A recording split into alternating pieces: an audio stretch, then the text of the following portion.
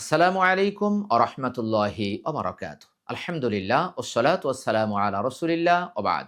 সম্মানিত দর্শক শ্রোতা, প্রচলিত গণতান্ত্রিক রাজনীতি আমরা করতে পারবো কিনা? সাধারণত আমরা যারা মুসলিম, আমরা যারা ঈমানদার, আমরা অনেকেই ইসলামী রাজনীতির সাথে জড়িত হয়ে থাকি। কিন্তু অনেকেই আমাদেরকে প্রশ্ন করে থাকেন যে বর্তমানে যে দল প্রথা রয়েছে এই দলগুলো তো গণতান্ত্রিক দল। তাহলে আমরা এই গণতান্ত্রিক ইসলামী দলগুলোতে যোগ দিতে পারবো কিনা? সাহাবীদের যুগে, তাবিদের যুগে, তাবিনদের যুগে কোনো যুগেই ইসলামে কোনো দল ছিল না।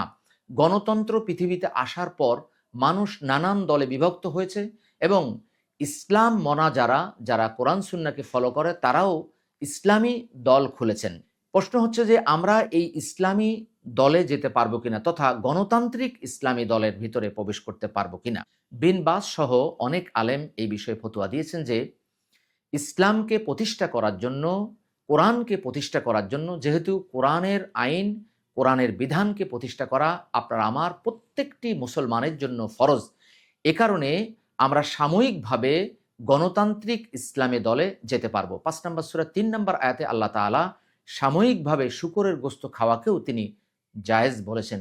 ঠিক তেমনিভাবে রাসূলুল্লাহ সাল্লাল্লাহু আলাইহি ওয়াসাল্লামও এক ব্যক্তিকে তাকে গালি দেওয়ার ব্যাপারে নির্দেশ প্রদান করেছেন। তাকে কাফেররা জোরাজুরি করছিল যে নবীকে গালি দাও, তখন তিনি বাধ্য হয়ে গালি দিয়েছিলেন। রাসূলুল্লাহ সাল্লাল্লাহু আলাইহি ওয়াসাল্লাম তাকে বলেছিলেন, তোমার অন্তরের ভিতরে কি আমার ব্যাপারে কোনো বিদ্বেষ বা এমন কিছু ছিল? সেই সাহাবী বা সেই ব্যক্তি বলেছিলেন, না, আপনার ব্যাপারে আমার অন্তরে ভালোটাই ছিল। তখন রাসূলুল্লাহ সাল্লাল্লাহু আলাইহি ওয়াসাল্লাম বলেছেন, তাহলে এটার জন্য তোমাকে পাকড়াও করা হবে না।